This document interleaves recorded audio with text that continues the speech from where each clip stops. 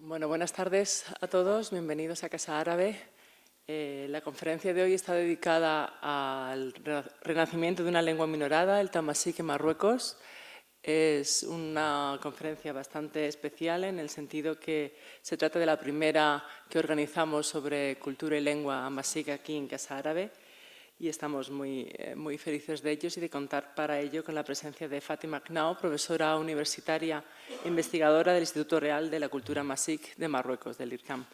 Es una conferencia que organizamos en el marco del Año Internacional de las Lenguas Indígenas 2019 y en colaboración con la Cátedra Amasik de la Fundación Euroárabe de Altos Estudios de Granada, que organiza también esta semana el cuarto foro Euroamasik. Allí también en Granada.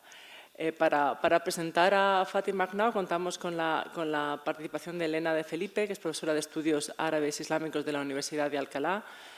Elena de Felipe es experta en historia de los bereberes en el occidente islámico medieval y en las relaciones hispano-marroquíes. Y entre otros, bueno, aparte de otras publicaciones que tiene, lidera un proyecto de investigación de I+D sobre dinámicas humanas en el norte de África, poblamiento y paisaje en perspectiva histórica, que está realizando todo un mapa de la toponimia de los pueblos bereberes en el norte de África. Y bueno, pues muchas gracias a Elena por estar aquí para presentar a Fátima y a Fátima por haber venido desde Marruecos para estar aquí con nosotros y hablar de la cultura y la lengua amasik. Muchas gracias a las dos. Sí, muchas gracias, Olivia. Para mí es un placer. Muchas gracias por haber contado conmigo. Es un placer y un honor presentar a Fátima Knao, que es, como has dicho, es profesora e investigadora en el Instituto Real de la Cultura Amasik en Marruecos, una institución muy importante de la que ella espero que nos hable sobre sus actividades y demás. Ella concretamente trabaja dentro del IRCAM en el Centro de Investigación Didáctica y en los programas pedagógicos, y también participa como miembro del comité de redacción de la revista Asinag, que es una revista estupenda sobre temas amasijes que se puede encontrar online. Aprovecho para comentar. Yo creo que la actividad de la profesora Knao ha pivotado sobre tres elementos fundamentales, que es, que ya me corrija si me equivoco, educación, mujer y amasik. Y sobre estos tres elementos, especialmente creo que por ese orden, ha realizado importantes trabajos como su obra Gender, Literacy and Empowerment in Morocco del 2003.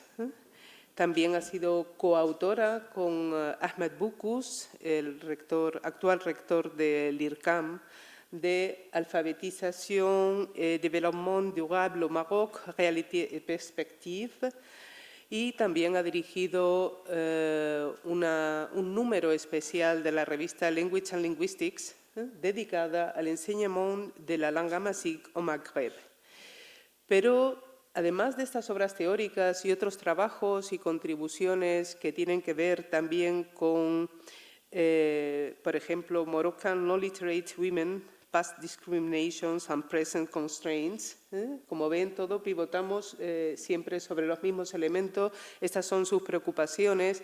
Ella ha realizado una gran labor en el centro que he comentado, el Centro de Didáctica y Programas Pedagógicos del IRCAM, con la producción de material didáctico y pedagógico dedicada a la enseñanza de la amasik y la enseñanza del tifinagh, las dos, ¿no?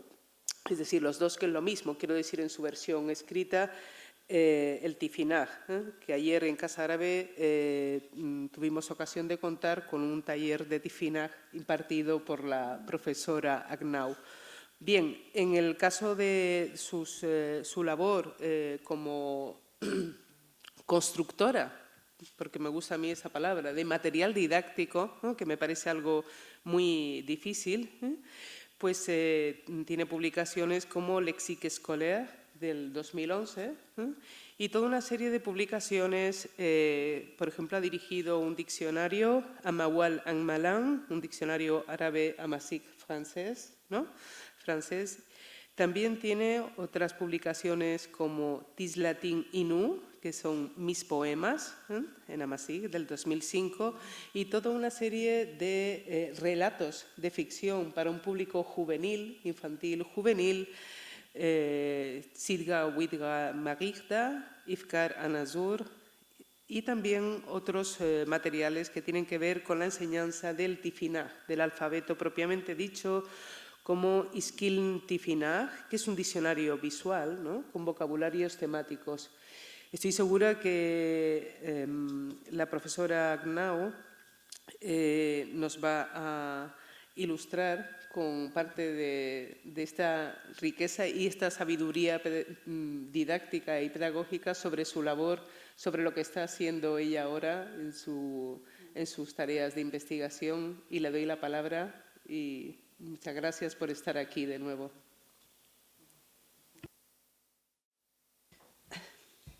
Bonsoir tout le monde, merci d'être là, merci aussi pour l'intérêt que vous portez pour la mazirité, qui est aussi une autre dimension de la Méditerranée et qui contribue à la richesse de sa diversité culturelle et linguistique. Je voudrais également remercier la Casa Arabe de m'avoir invité pour partager avec vous tous les efforts que le Maroc a consentis pour la préservation justement et la promotion de cette diversité culturelle et surtout, comme a dit donc mon amie Olivia, en cette année où nous célébrons donc l'année internationale des langues autochtones. Je voudrais également remercier Olivia d'avoir bien coordonné tout cela, déjà l'atelier d'hier et aussi la conférence d'aujourd'hui. Merci Olivia. Je voudrais également remercier mon amie Elena de la présentation qu'elle a faite et qui au fait donne un aperçu sur tous les travaux que l'IRCAM, qui est l'Institut Royal de la Culture Amazigh, a réalisé pour la promotion de la langue amazigh. Et bien sûr, la promotion des langues maintenant est devenue une nécessité parce que, comme vous le savez, les recherches menées par l'UNESCO dernièrement ont révélé que près de la moitié des langues parlées actuellement dans le monde sont exposées au risque d'extinction avant la fin de ce siècle. C'est-à-dire que toutes les 2 semaines, une langue se perd. Si on fait un calcul, ça va être 24 langues par an, et c'est énorme. Donc, les facteurs, bien sûr, explicatifs de ce phénomène sont essentiellement la tendance à la réduction de cette diversité culturelle et linguistique à l'échelle planétaire. Et ceci est dû à une mondialisation qui est non régulée, à une normalisation, parce que là, on assiste beaucoup à la normalisation, non seulement au niveau des langues, mais aussi au niveau de l'architecture, au niveau des magasins, au niveau de la présentation des villes. Il y a vraiment une normalisation assez importante, à la stigmatisation aussi du plurilinguisme culturel et linguistique, bien sûr par les idéologies et les politiques dominantes, et aussi à l'urbanisation, à l'exode rural et surtout à l'immigration. Donc ça, ce sont tous les facteurs qui contribuent à l'extinction et aussi à la mort de ces langues.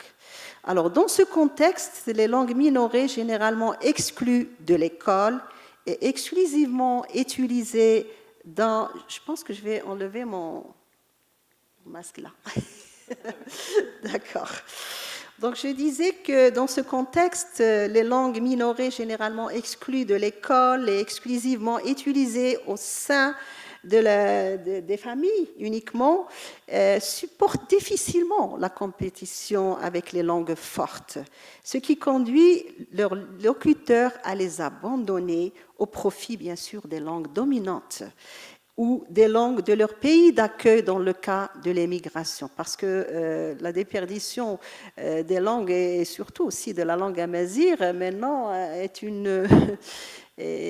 est une réalité, surtout auprès des gens, des Marocains qui habitent donc dans les pays autres que le Maroc, et pour des raisons bien sûr d'intégration. Et c'est le cas pour pas mal de langues. Donc, dans la perspective de faire face à cette situation qui est préjudiciable à l'extension de la langue amazigh au Maroc, suite à son exclusion des institutions, notamment de l'école, de l'administration, de sa marginalisation dans les médias, des mouvements de résistance qui revendiquent au nom de l'équité et de la démocratie le droit à la vie pour la langue et la culture amazigh se sont constitués depuis les années 60. Donc c'est à partir de là que cette conscience, cet éveil de la protection de la langue et de l'amazigh a été initié. En effet, la marginalisation institutionnelle de l'amazigh a fortement contribué à la précarité de sa situation, ce qui a conduit à la réduction de la masse amazighophone par son assimilation linguistique et culturelle tout au long de l'histoire, parce que l'amazigh est une langue millénaire qui a existé depuis longtemps dans l'Afrique du Nord. Mais cette langue, bien sûr, comme j'ai dit, n'a pas pu plutôt faire face aux langues fortes de l'Afrique du Nord. Donc, partant de ce constat, le mouvement culturel amazigh s'est attelé à créer les conditions pour la reconnaissance de cette langue et de cette culture. À ce propos, on note 2 documents qui sont importants et qui ont servi de plateforme pour le rassemblement des associations amazigh autour de la revendication politique, économique, sociale et culturelle. Il s'agit, donc le premier document, c'est la charte d'Agadir, qui a été élaborée par des cadres associatifs représentatifs des régions où l'amazigh est parlé, notamment le nord, le centre et le sud du Maroc, quoique l'amazigh n'est pas parlé uniquement dans ces régions-là, il est parlé à travers tout le Maroc, de Tanger à Dakhla et aussi dans le nord de Tanger à Oujda et aussi dans le sud-est. Partout, vous trouvez, donc c'est pas comme en Algérie, vous avez les Kabyles qui sont donc localisés dans une localité précise. Mais au Maroc, donc l'amazigh est parlé et surtout beaucoup plus parlé, je pense à Casablanca et Rabat et dans les grandes villes. Donc, je disais que le rassemblement de ces associations qui représentent les différentes régions du Maroc se sont constituées surtout à l'occasion de la tenue de la session de l'association d'université d'été, parce qu'il y a une association d'université d'été qui justement organise des séminaires, des colloques pour donc parler des questions en relation avec la langue et la culture amazigh. Et donc cette charte a été élaborée en août 1991 durant le règne du roi Hassan II. Le deuxième document, c'est le manifeste pour la reconnaissance officielle de la mazighité du Maroc. Ce document a été initié en mars 2000 par Mohamed Shafir, qui est un chercheur à l'Académie du Royaume, mais qui est aussi l'ancien recteur de l'Institut royal de la culture amazigh. Donc tout ça a été bien sûr à l'initiative donc pour la promotion de la langue et de la culture amazigh. Alors, en réponse à ces revendications, une institution dédiée à la promotion de l'amazigh est créée auprès du roi Mohamed VI, le 17 octobre en 2001. Donc, 10 ans après la création de cet institut, l'amazigh est déclaré dans la Constitution comme étant langue officielle du pays aux côtés de l'arabe.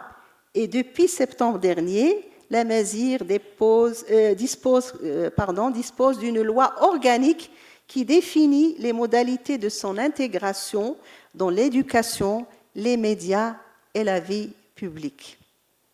La finalité de ces actions est de créer les conditions de la revitalisation de l'amazigh afin de combler les multiples lacunes de la langue, que ce soit au niveau du vocabulaire, que ce soit au niveau de la terminologie, et la culture qui souffre dramatiquement d'un besoin de mise à niveau et d'une réhabilitation après, bien sûr, des siècles de marginalisation. Parce que, comme j'ai dit auparavant, l'amazigh n'était pas introduite dans l'éducation.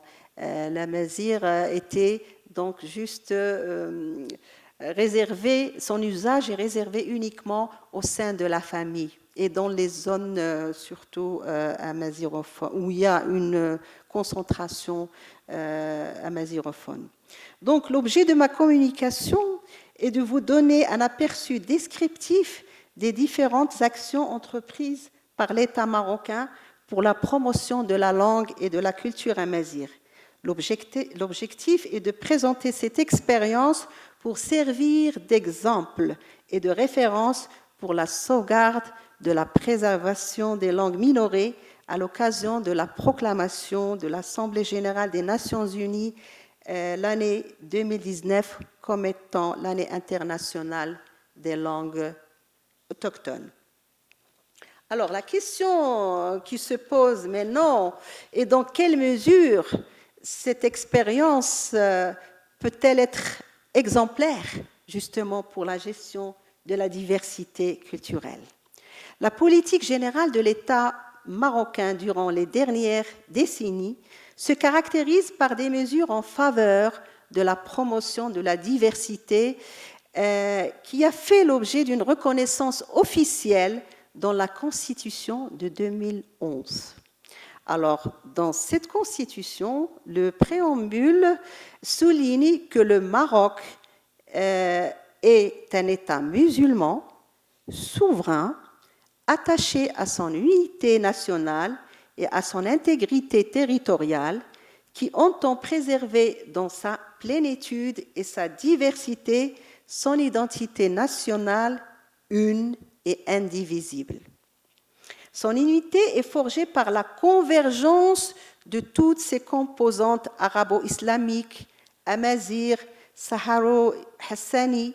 Elle s'y nourrit et enrichit aussi par des affluents africains, andalous, hébraïques et méditerranéens. La prééminence accordée à la religion musulmane dans ce référentiel national va de pair avec l'attachement du peuple marocain aux valeurs d'ouverture, de modération et de dialogue pour la compréhension mutuelle entre toutes les cultures et civilisations du monde. Alors, l'article 5 de la Constitution décrète que l'arabe demeure la langue officielle de l'État.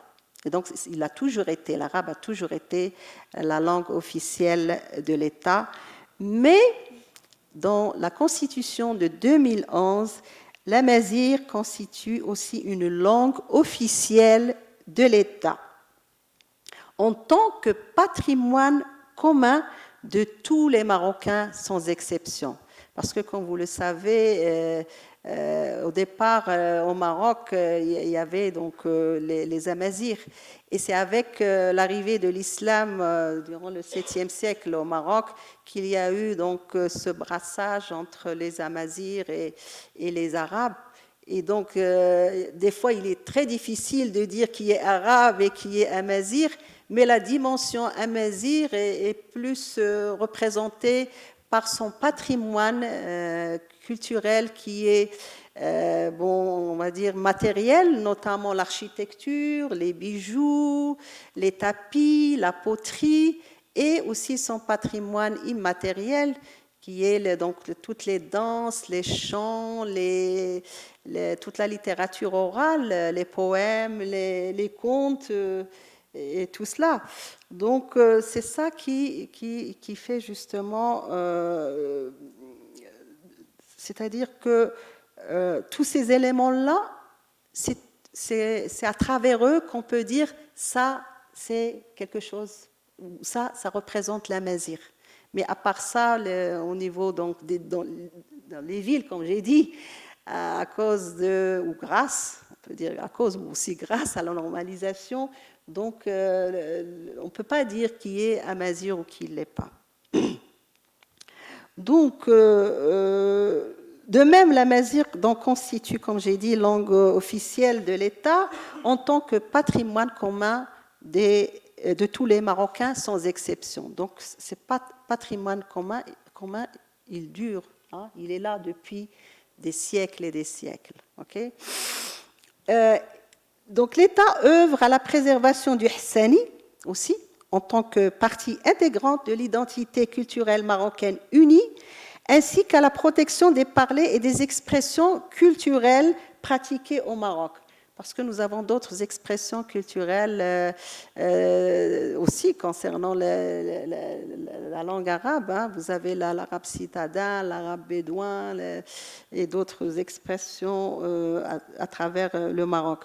De même, il veille à la cohérence politique, linguistique et culturelle nationale et à l'apprentissage de la maîtrise des langues étrangères. Parce qu'au Maroc aussi, les élèves apprennent donc le français, et aussi l'anglais au niveau du collège et du lycée, et aussi d'autres langues, l'espagnol notamment dans le nord, et il y a aussi des cours de chinois, des cours de japonais dans les universités. Donc il y a cette ouverture sur les langues donc, en vue de communiquer et d'ouverture sur ce patrimoine mondial.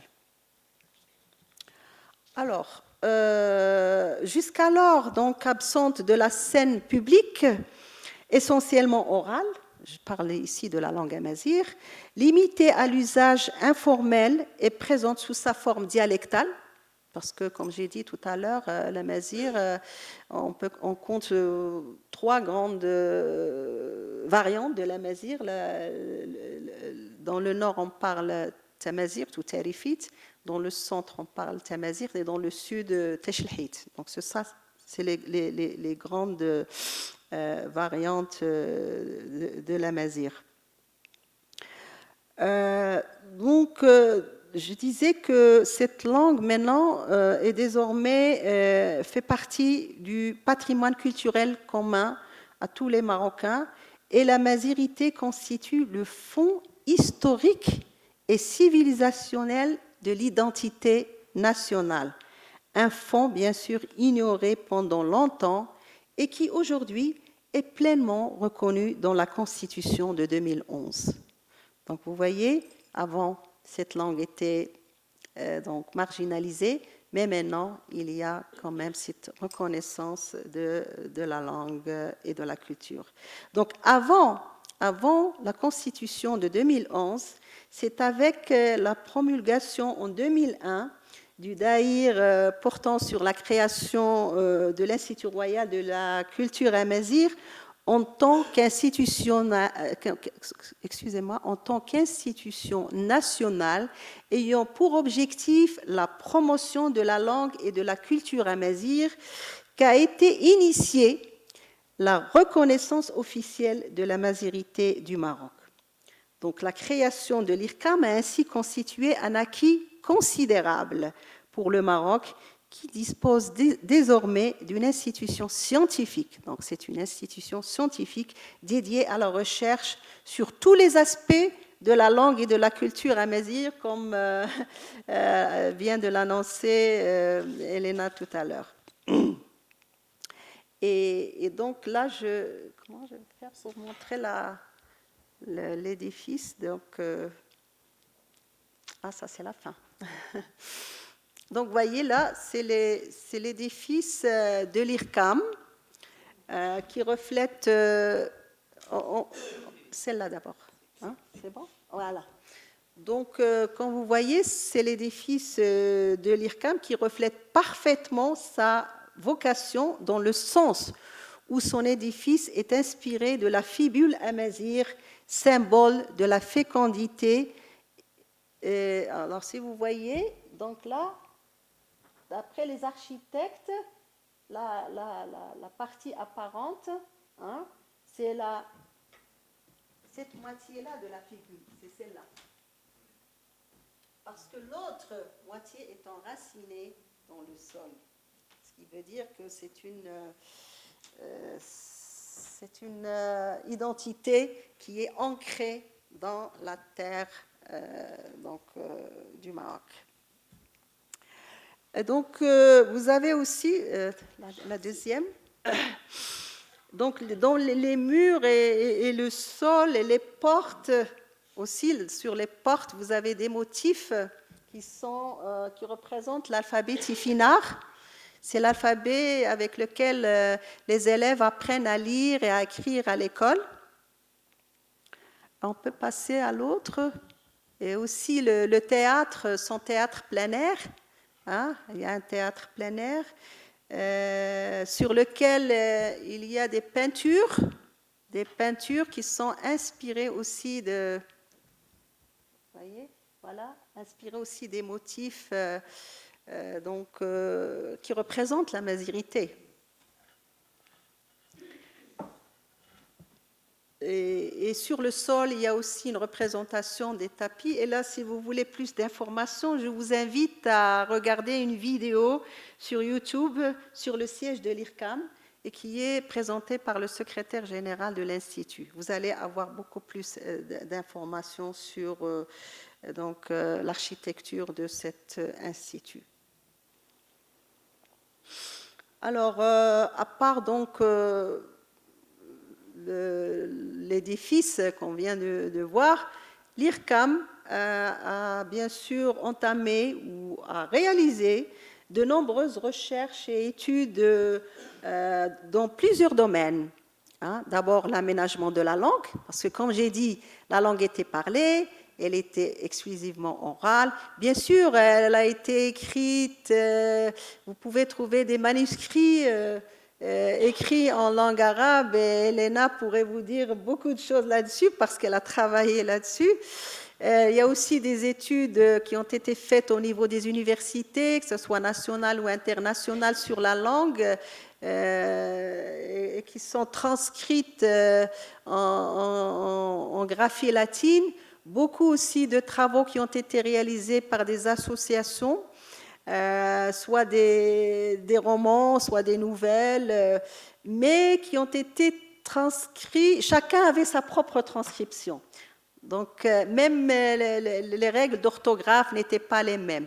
Donc, il fallait, puisque la langue, maintenant, va être introduite dans le système éducatif, il faut quand même normaliser la graphie.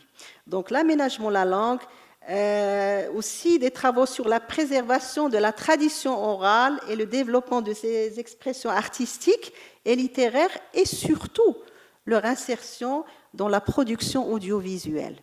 C'est-à-dire que tout le patrimoine oral, de la tradition orale, n'est pas uniquement, il a été recensé, répertorié, mais il est aussi utilisé dans l'audiovisuel pour une large diffusion. Aussi, son introduction dans le système d'éducation et de formation.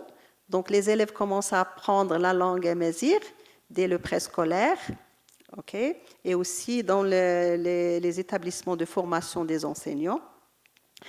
Les recherches aussi concernent l'insertion de l'amazigh dans le système d'information et de communication et son intégration dans la vie publique. Très important, parce que pour promouvoir une langue, il faudrait qu'elle soit aménagée, qu'elle ait une graphie, qu'elle soit intégrée dans le système éducatif, mais aussi visible et utilisée dans la vie publique.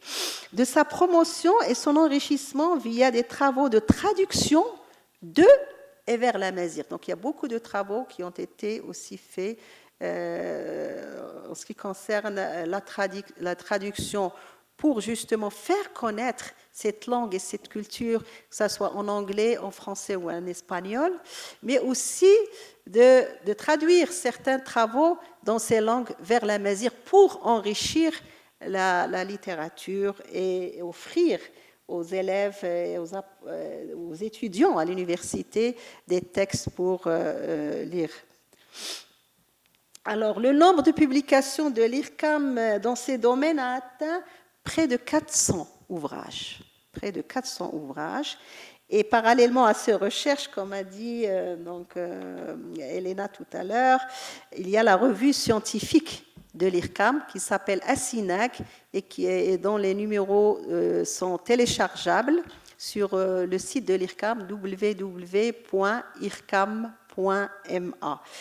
Et donc, cette revue, bien sûr, est entièrement consacrée à la mazirité, non seulement au Maroc, mais aussi dans les autres pays, notamment l'Algérie, la Libye et autres.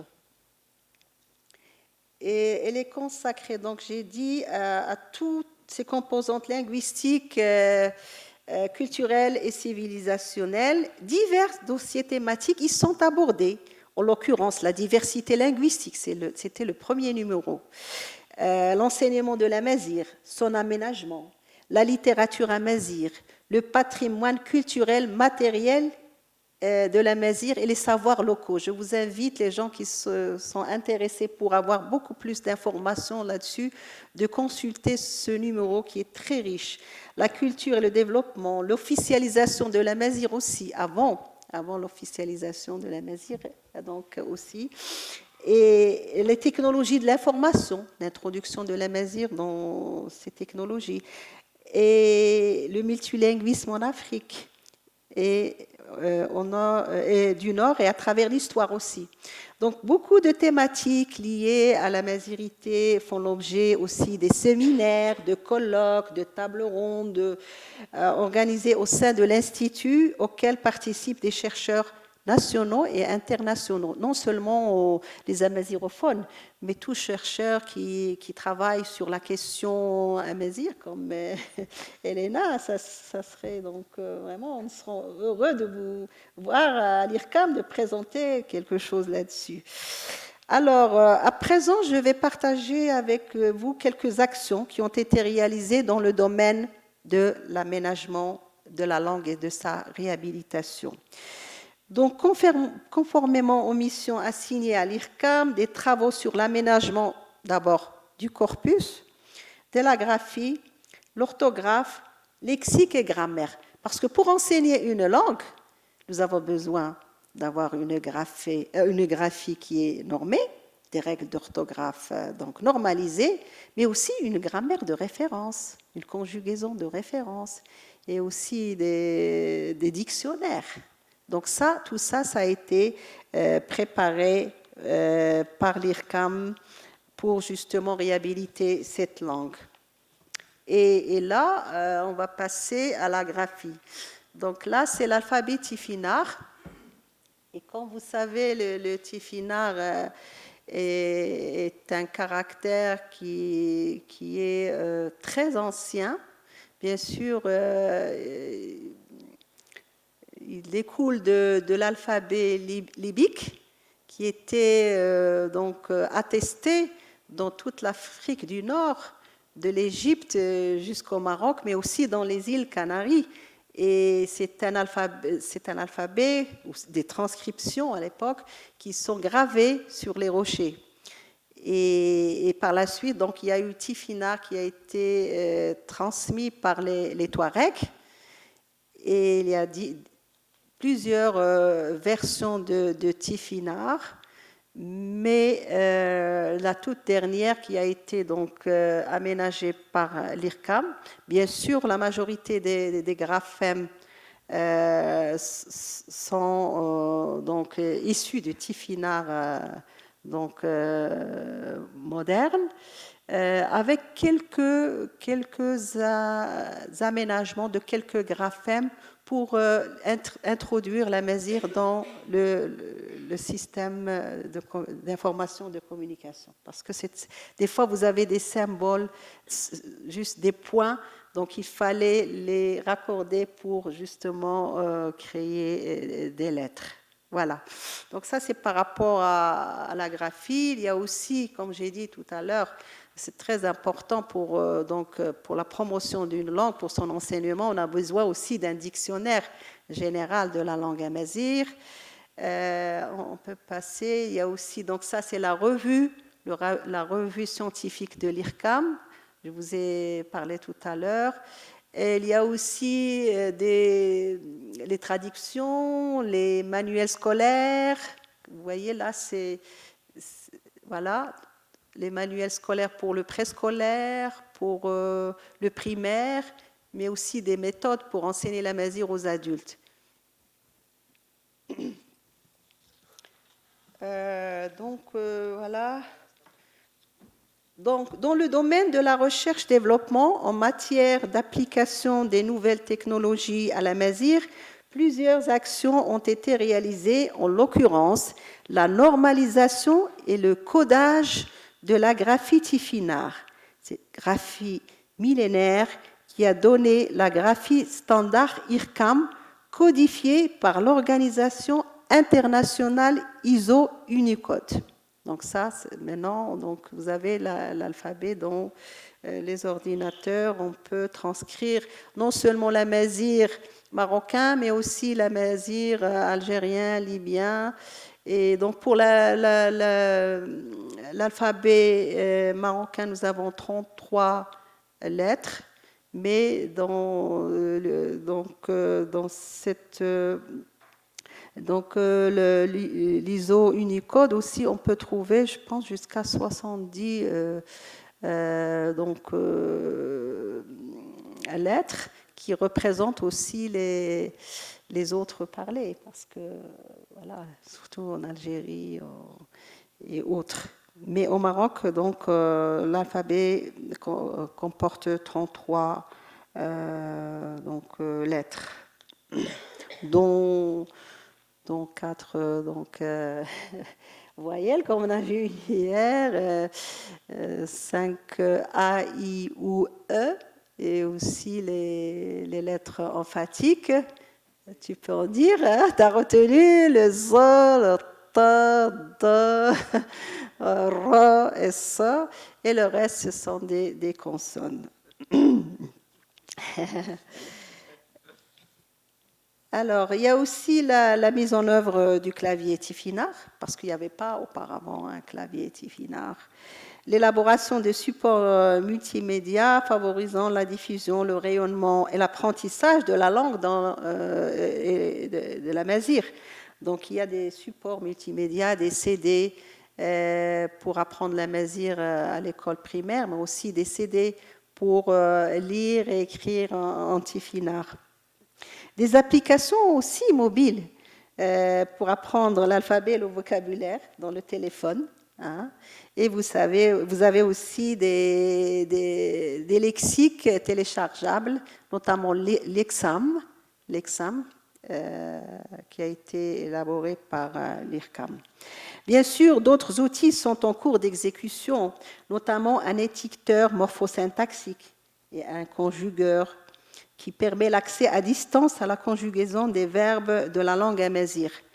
Par ailleurs, des travaux de recherche sont envisagés dans la perspective de réaliser un système de traduction automatique. On n'a pas encore ça, mais ça, c'est un projet donc, qui va voir le jour, espérons, bientôt.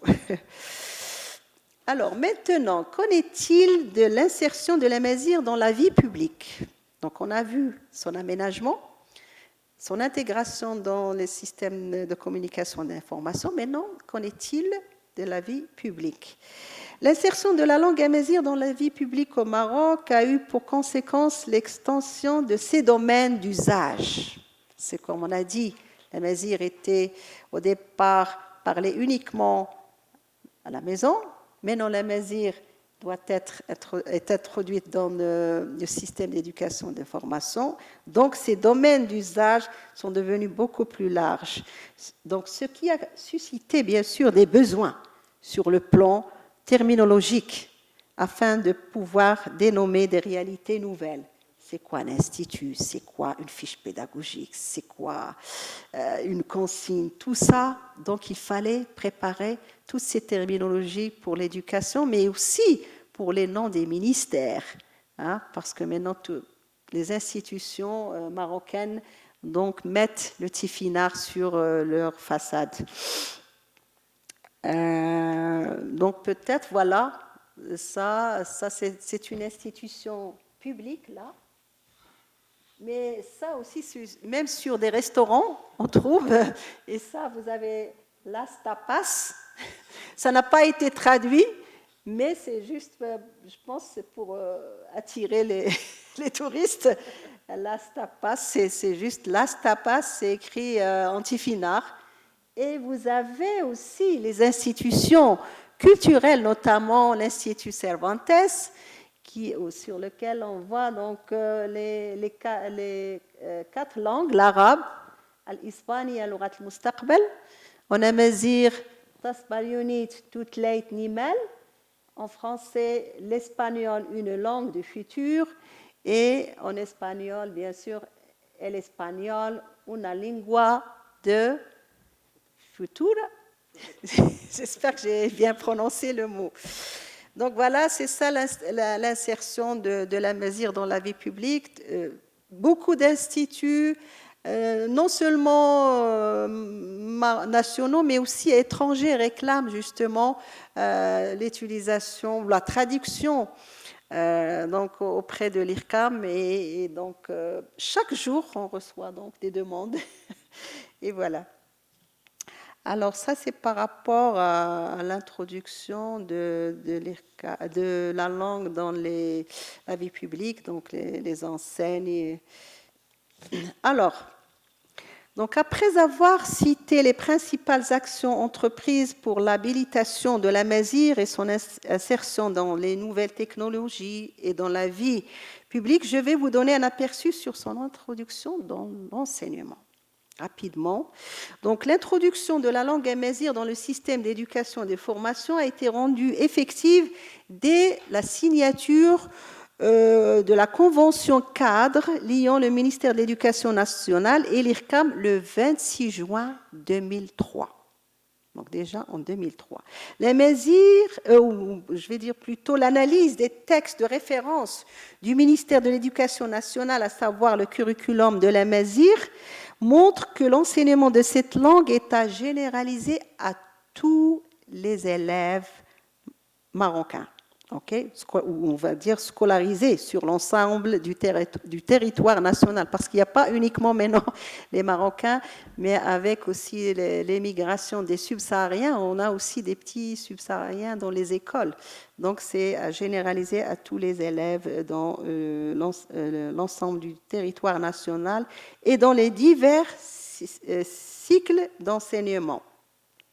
Alors, les efforts consentis en matière de standardisation de la graphie, de la normalisation des règles d'orthographe, ont contribué à faire de l'amazigh une langue de littératie et une langue, bien sûr, qui veut dire une langue pour lire et écrire la langue, en la dotant, bien sûr, de dispositifs de formation des enseignants. Parce qu'il faut quand même que les enseignants sachent comment enseigner cette langue. Et aussi pour les formateurs, pour justement transmettre les savoirs et les savoir-faire pour ces enseignants pour enseigner la langue. Et aussi les inspecteurs pour faire le suivi pédagogique de l'enseignement de cette langue.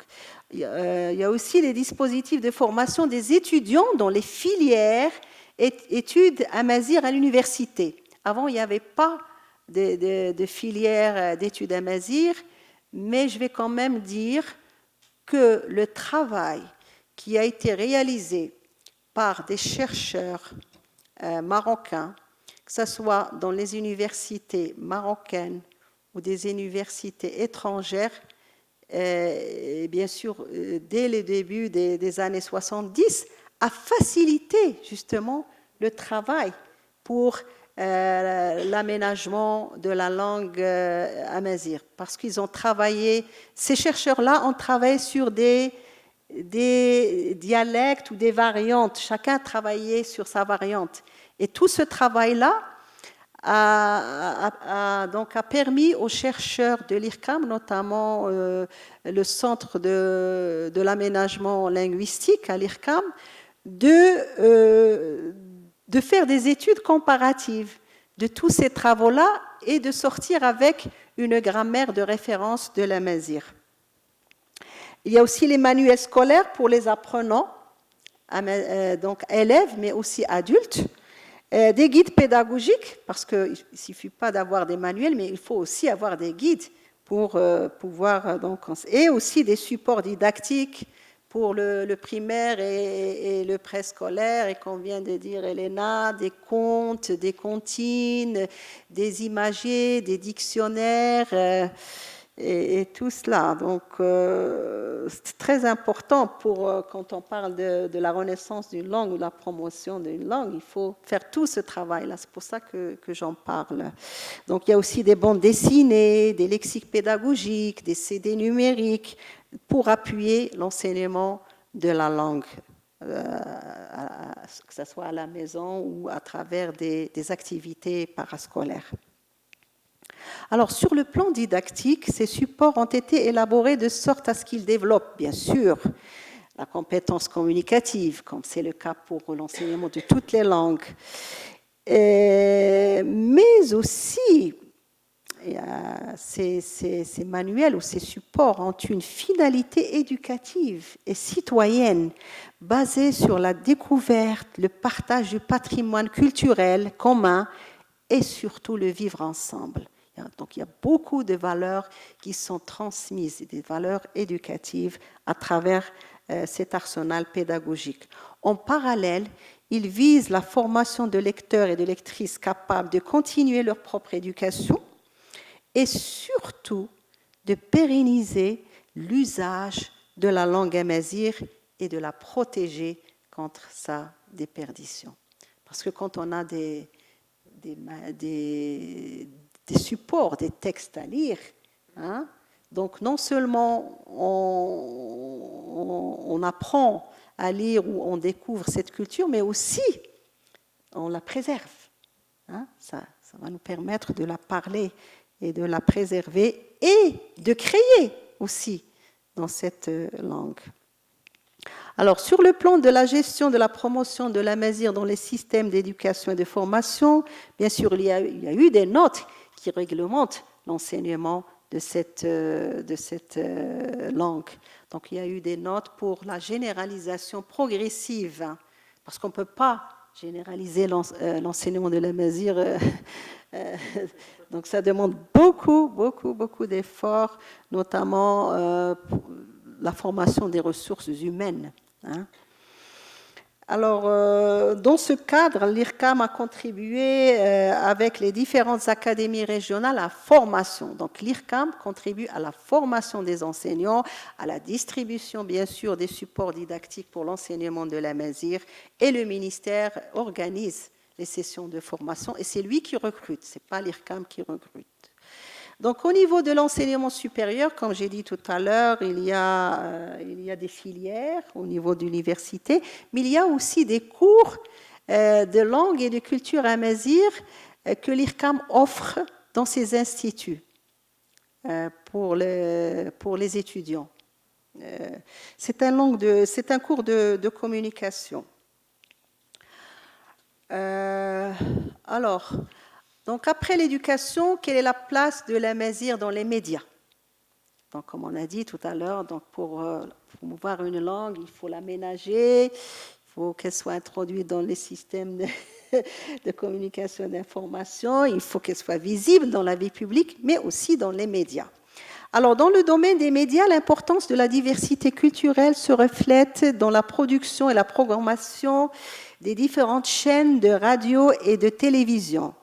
Au Maroc, cette diversité s'est enrichie avec la création de la chaîne TV8 en 2010. Avant, il n'y avait pas de chaîne amazigh. Donc, c'est en 2010 que cette chaîne a été créée. Donc, en plus du journal télévisé qui a été diffusé depuis, je pense, 1993 dans les autres chaînes. Donc, en plus du journal télévisé sur la TV8, il y a des émissions qui se rapportent aux affaires locales. Ça, c'est très important. C'est pour la première fois que les gens discutent des affaires locales dans leur langue maternelle. Aux arts plastiques, à l'art culinaire, à la littérature orale et écrite et aux arts traditionnels et modernes. Cette chaîne diffuse différentes expressions de la culture matérielle et immatérielle, notamment dans les documentaires, les reportages, les soirées musicales. Il y a aussi des fictions, le théâtre.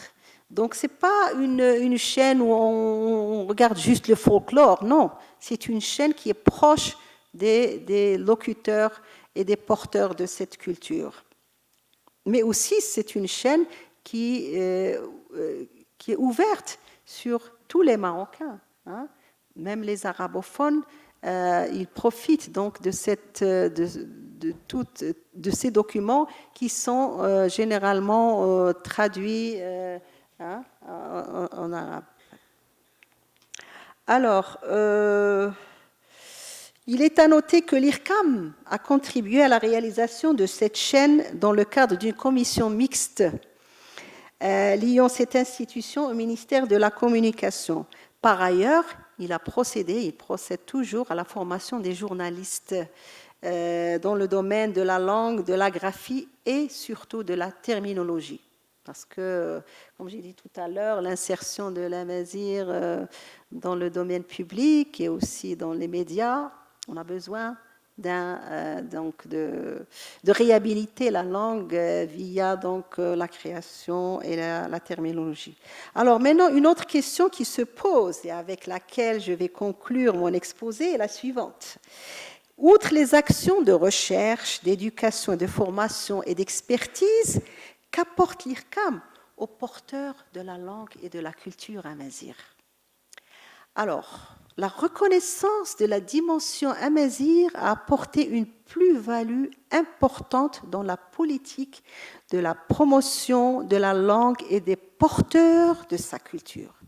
C'est ainsi que les créateurs, femmes et hommes, bénéficient au niveau régional et national du soutien de l'Institut royal de la culture amazigh à travers le prix de la culture amazigh dans divers domaines.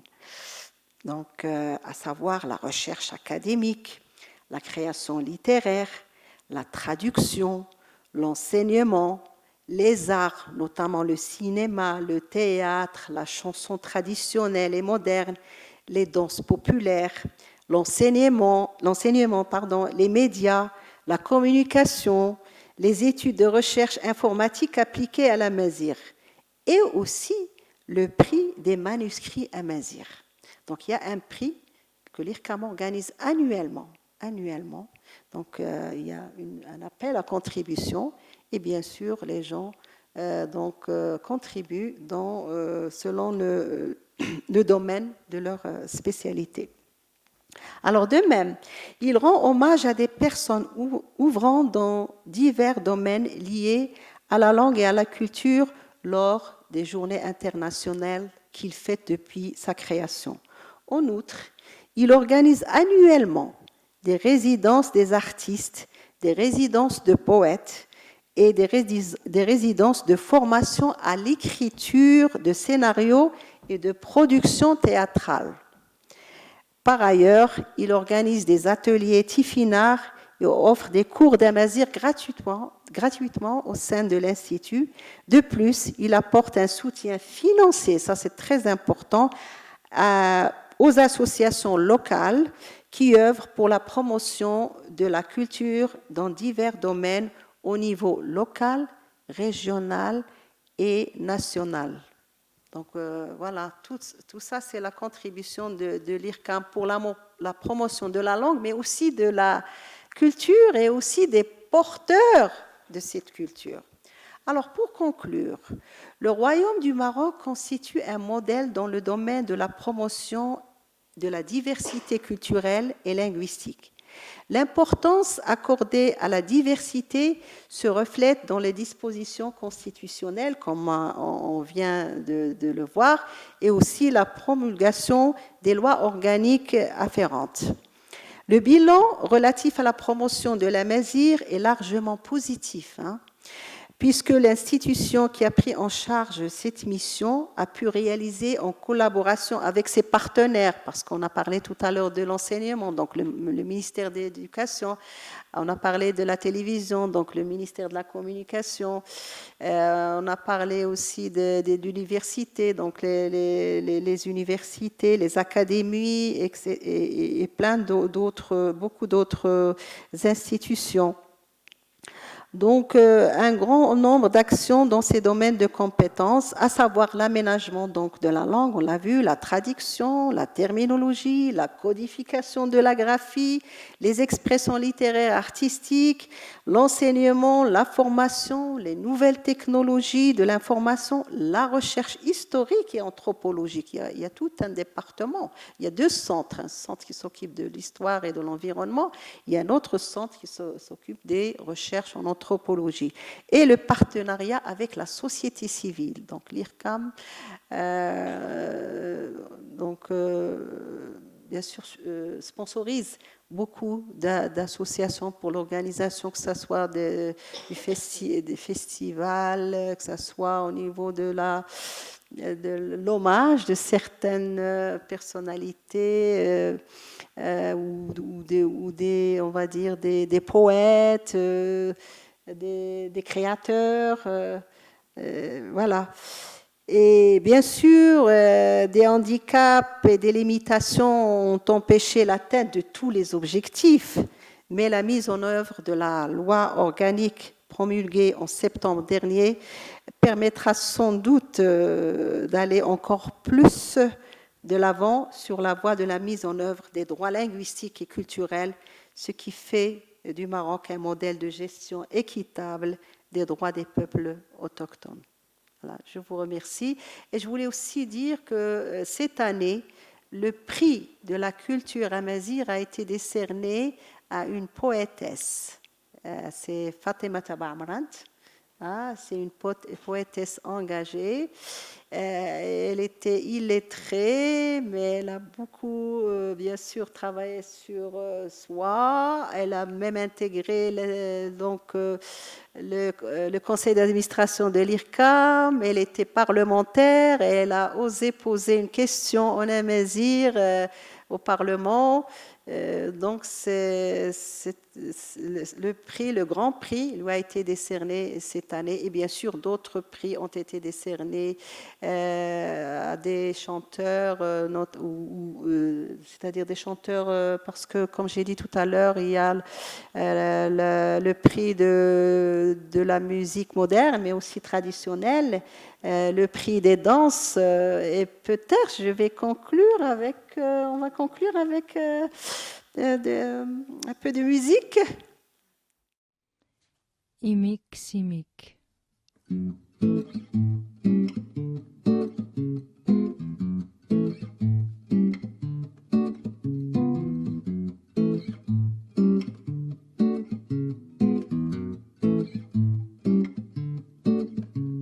Imik Simik afus hufus wing duino iranfto imik simik afus hufus wing duino iranfto. I will take the train, leave the sun for the rain, and come downtown, town, town, and come downtown, town, town. I spend money and time, lose friends and cry. More than a motherless child, I will come downtown to you now, now, now, to you now, now, now. Imik, simik, afus, hufus, wink, duino, iranftu, imik, simik, afus, hufus, لحصفات سينو لحصفاني واللينو لحطوم ستافوسينو أغراويدي كيميك سيميك أفوس حفوس وينك دوينو إيران فتو ويميك سيميك أفوس حفوس وينك دوينو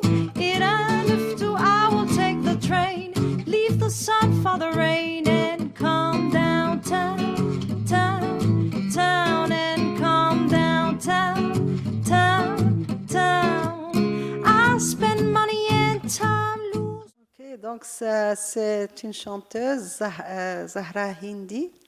Okay.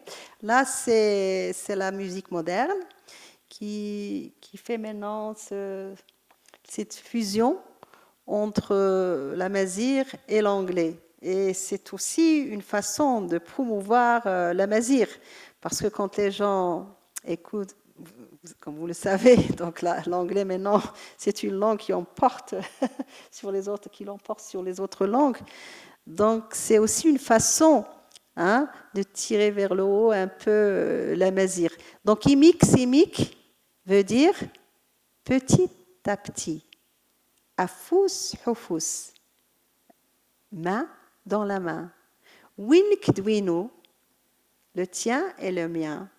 Iran neftou, on va partir ensemble. Voilà, c'est un peu la traduction.